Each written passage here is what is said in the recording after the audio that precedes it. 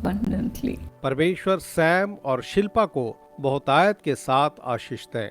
May the Lord feed you with the finest of the wheat. परमेश्वर तुम्हें आशीष दे और तुम्हें सर्वोत्तम गेहूं से वो तृप्त करे, With honey from the rock. और चट्टान के मधु से तुम्हें तृप्त करे।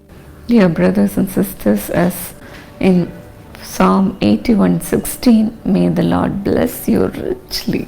मेरे प्रिय भाई और बहनों, जैसा भजन संहिता 81 वचन 16 में लिखा है, परमेश्वर आपको उसी के अनुसार बहुतायत के साथ आशीष दे। He would feed you with the finest of the wheat.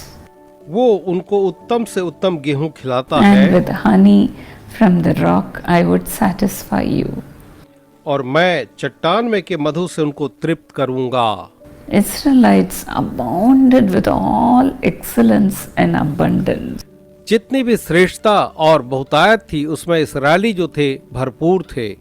The Israel businessmen are so skilled and wise people. इस्राएली व्यापारी जो हैं बहुत ही ज्यादा निपुण और बहुत ही ज्यादा दक्ष लोग हैं। In Israel they have the best technology. और आज इस्राएल में हम पाते हैं उन सर्वोत्तम तकनीक उनके पास है। Their agricultural fields are so rich in fertility. और उनके जो कृषि के खेत हैं वे उत्पादन में बहुत ही ज्यादा उत्तम हैं। That's what the Bible says in Deuteronomy 32:13. और बाइबल में व्यवस्थाविवरण 32 वचन 13 में इसी बात का वर्णन है। The Lord made him ride on the high places of the land. यहोवा ने उसको पृथ्वी के ऊंचे ऊंचे स्थान पर सवार कराया, And he ate the produce of the field. और उसको खेतों की उपज खिलाई, And he suckled him with honey out of the rock.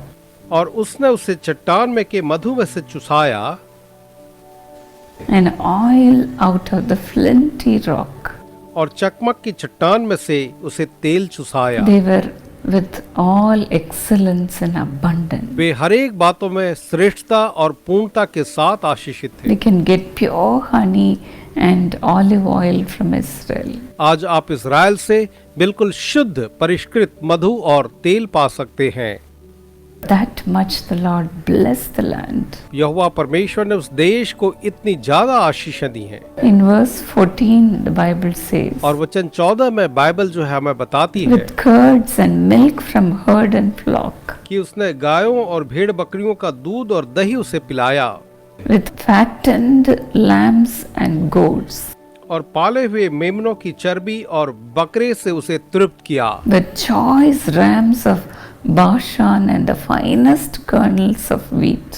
और बाशान की जाति की मेढ़े और गेहूं का उत्तम से उत्तम आटा भी उन्हें दिया, They drank from the foaming flood of the grape. और वे जो है दाखरस का मधु जो बहता था उससे पिया करते थे। That much abundance are there in Israel. आज इस्राएल में इतनी ज्यादा बहुतायत है इन चीजों की। In the Bible, when Isaac blessed Jacob, Bible में जब इसहाक ने याकूब को आशीष दी, he said in Genesis 27:28, तो उत्पत्ति 27 के वचन 28 में उसने कहा, May God give you of the dew of heaven परमेश्वर तुझे आकाश से ओस दे to water the land, कि वह भूमि को सींचे, and of the fatness, the fertility of the Bhumi earth, की उत्तम से उत्तम उपज प्रदान करे, and an abundance of grain and new wine. और बहुत सा अनाज और नया दाख मधु दे। If a earthly father could bless a son like this, how much more our heavenly Father would bless us. अगर एक सांसारिक पिता एक बेटे को ऐसी आशीष दे सकता है, तो हमारा स्वर्गीय पिता हमें कितनी बड़ी आशीषें न देगा। Our Lord will not only bless us in an earthly way, हमारे परमेश्वर जो हैं हमें केवल जागतिक या सांसारिक रूप से आशीष नहीं देंगे, He will make us sit in heavenly places also. लेकिन वो हमें स्वर्गीय स्थानों में भी बैठाएंगे। He has all the more given us His only Son Jesus Christ, the bread of life. इन सब से बढ़कर उसने हमें अपना एक लौता बेटा दिया है जो प्रभु यीशु मसीह है। His promises are as honey to our mind. और उसकी प्रतिज्ञाएं मानो हमारी सोच के लिए मधु के समान है। Jesus is our finest wheat. यीशु हमारे लिए सर्वोत्तम गेहूं है। Jesus is our sweetest honey. प्रभु यीशु मसीह हमारे लिए सबसे मीठा मधु है। Whenever we receive a word, a promised word from God, how sweet it is for our taste. जब भी हम परमेश्वर से हमारे लिए एक प्रतिज्ञा को पाते हैं तो हमें चखने में वो कितना मधुर लगता They है। are sweeter than honey to our mouth. हमारे मुंह में वो तो चट्टान के उस मधु से भी मीठा है। Jesus is our bread of life.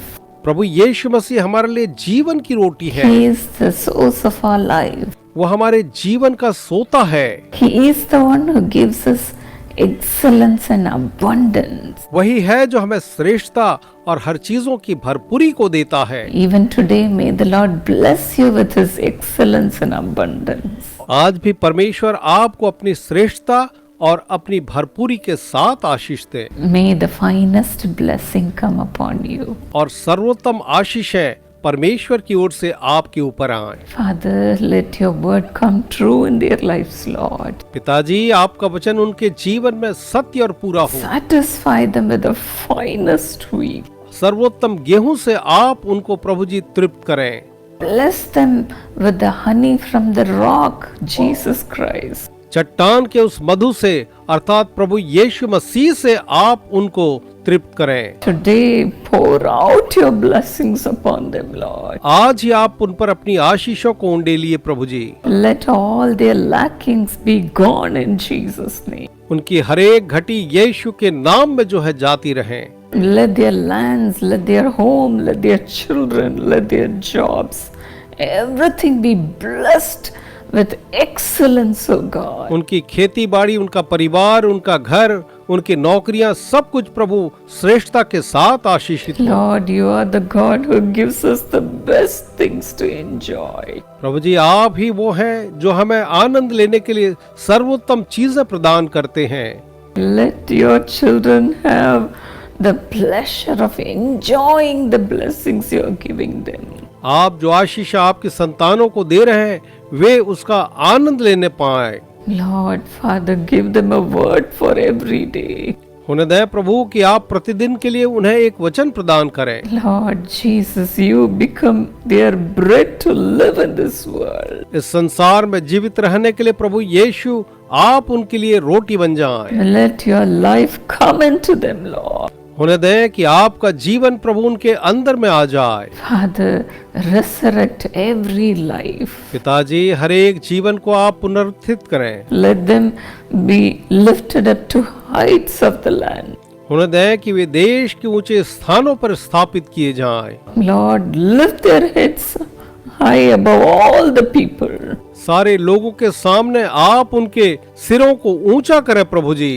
Let your praise and honor come upon them.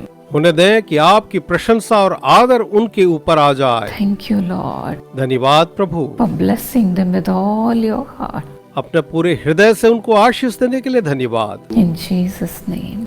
यीशु के नाम में आमीन। God bless you, friends. मेरे मित्रों, परमेश्वर आप सबको आशीष दें।